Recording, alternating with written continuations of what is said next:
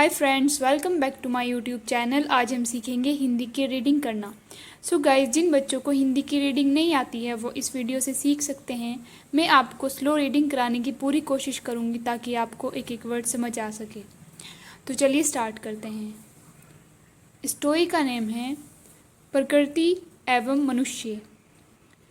Chapter है 9। मनुष्य एक सामाजिक प्राणी है। वह जैसे ही धरातल पर जन्म लेता है वह अपने आप को एक विशेष प्रकार के आवरण से घिरा हुआ महसूस करता है तथा अपने चारों तरफ जो कुछ भी मौजूद होता है उसका सेवन करता है। क्या आप जानते हैं यह विशेष प्रकार का आवरण क्या है? यह वातावरण है जो प्रकृति के सानिध्य से बनता है। ज़रा कल्पना कीजिए, ये पेड़ पौधे, ये बादल, कोहरा तथा बर्फ़ के शिखर, इनसे हमारा क्या लेना देना है? इनके दर्शन और सानिध्य के लिए हम क्यों तरसते हैं?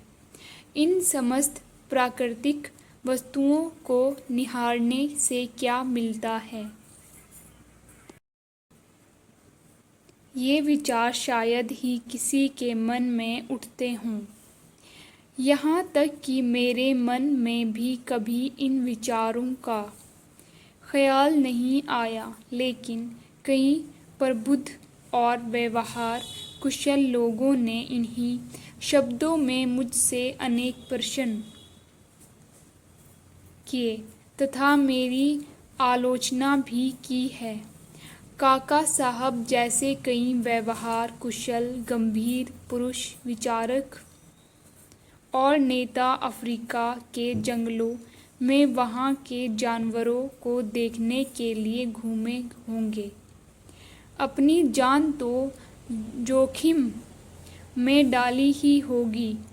जिंदगी के कीमती क्षण इस तरह बर्बाद किए होंगे। इतना ही नहीं, इस धुन का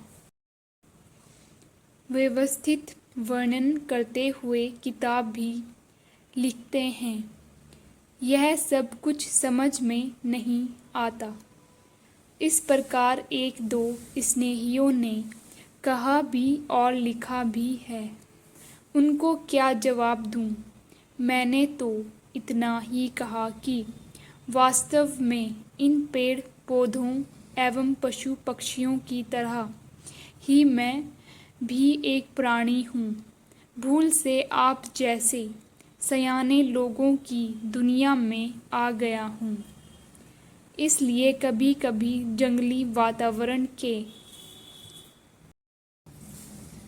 लिए प्राकृतिक परिस्थिति के लिए तरसता हूँ, और जब यह तूफान असहनीय हो जाता है तो मैं वहाँ हो आता हूँ।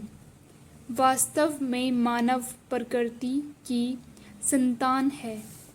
इसीलिए शहरी जीवन और कृत्रिम दुनिया खड़ी करके हम प्रकृति से बिछुड़ गए हैं। अन्यथा प्रकृति के बिना हमसे रहा ही नहीं जाता।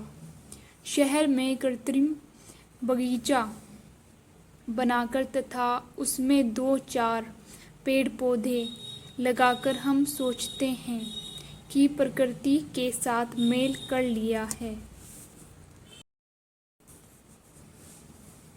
यह तो बिल्कुल उसी प्रकार है जैसे ब्राह्मण को 1.25 रुपये अथवा 4 आने देकर गोदान का समाधान हो गया हो। वास्तव में जब हम प्रकृति के बीच में बालक जैसे प्रतीत होते हैं तभी हम यह कह सकते हैं कि हमने प्रकृति से संपर्क कर लिया है।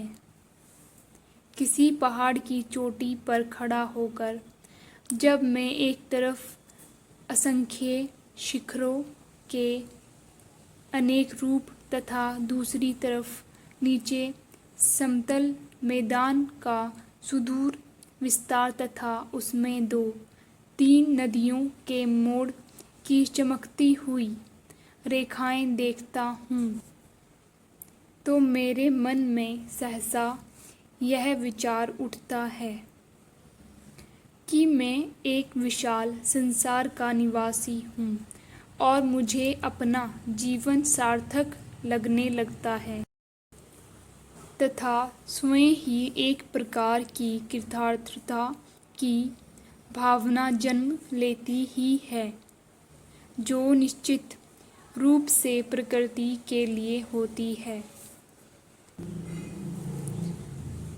अपरिचय की भड़क मिटाने के बाद पेड़ एवं उनके पत्ते मेरे साथ बातें करते हैं और विश्वासपूर्वक अपने सुख दुख की गाथाएं प्रस्तुत करते हैं। एक क्षण के लिए पशु पक्षी मुझे दुश्मन के रूप में देखने लगते हैं, लेकिन मेरी आँखों में उन्हें आत्मीयत नहीं अपितु आत्मीयता दिखाई पड़ती है। पशु पक्षी मानवता के ऊंचे ऊंचे आदर्श नहीं जानते, क्योंकि मानव जाति का अनुभव बहुत कड़वा है। जैसे हम हैवानियत शब्द तिरस्कार के साथ प्रयोग करते हैं, वैसे ही पशु पक्षी आदमियत शब्द इस्तेमाल करते होंगे तथा उसमें अपना सारा कड़वा अनुभव व्यक्त करते होंगे। कुछ पाले हुए पक्षियों या कुत्तों को स्वजन द्रोह करते देख वे कहते होंगे कि क्या करें, पशु तो पशु ही हैं और पक्षी, लेकिन आदमियत का रंग लगने से वे बिगड़ गए हैं। एक ज़माना था जब देहात और जंगल पशुओं के साथ मैं अपनी आत्मीयता ज़्यादा महसूस करता था। जब मैं सिंहगढ़ में रहता था, तब पक्षी मुझे अपनाते थे और अपने बारे में उनका विश्वास देखकर मैं धन्यता महसूस करता था। हिमालय क्षेत्र में रहने वाले नाटे कद के मनुष्यों और जानवरों को देखकर दुख होता है और उनके जीवन में आने वाली समस्त दैनिक समस्याएं मेरी नज़र के सामने से गुजरती है, लेकिन यह सब केवल उनको देखने तक ही होता है।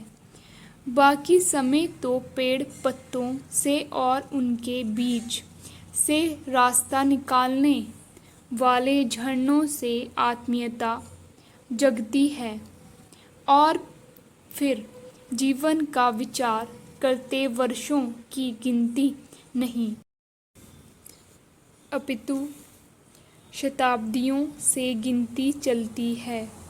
देहरादून के पास गुच्छू पानी और सहस्त्रधारा देखने गया था।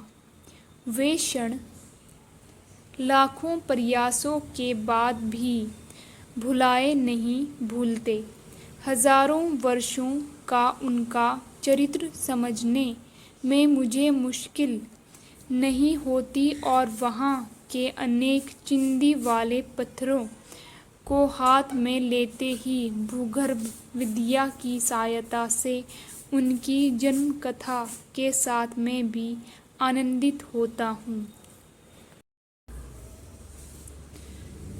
5-7 हजार फुट की ऊंचाई पर मसूरी जाने के बाद लगता है कि यहाँ के जंगलों पर राज करने वाले बादल ही मेरे समकक्षी हैं। कभी एकाध पक्षी को एक पहाड़ से दूसरे पहाड़ तक विचरण करते देख मुझे भी लगा कि पक्षी होकर नहीं, बादल होकर इन पर्वत शिखरों के बीच में व्योम विहार ज़रूर करूं। इन चिर हिमशिखरों में और इन पर विहार करने वाले बादलों में मनुष्य को महान सूचना देने की शक्ति है। इसीलिए मैं इनके दर्शन करने के लिए तड़फता हूँ। ये बादल दसों दिशाओं में दौड़ते हुए अपना आकार, स्वरूप और गठन भी समय समय पर बदलते रहते हैं। कभी फूलते हैं, कभी पिघल जाते हैं, एक पल में सफ़ेद लेकिन अगले ही क्षण श्याम, और पल भर में वर्ण विहीन ये बादल हमें संदेश देते हैं कि परिवर्तन से ना अकुलाना हमारा व्रत है। परिवर्तन का आनंद लेना तथा बाद में उनसे परे होना ही हमारी जीवन साधना है। यह कहते कहते वे बादल बारिश बन गए और इन्होंने हमें भिगो दिया। सो गाइज, रीडिंग हमारी पूरी हो गई है। आई होप आपको ऐसे रीडिंग करना पसंद आया होगा। अगर आप ऐसे ही हिंदी के रीडिंग और इंग्लिश की हिंदी सीखना चाहते हैं तो मेरे चैनल को लाइक, शेयर एंड सब्सक्राइब करना ना भूलिएगा। Thank you for watching.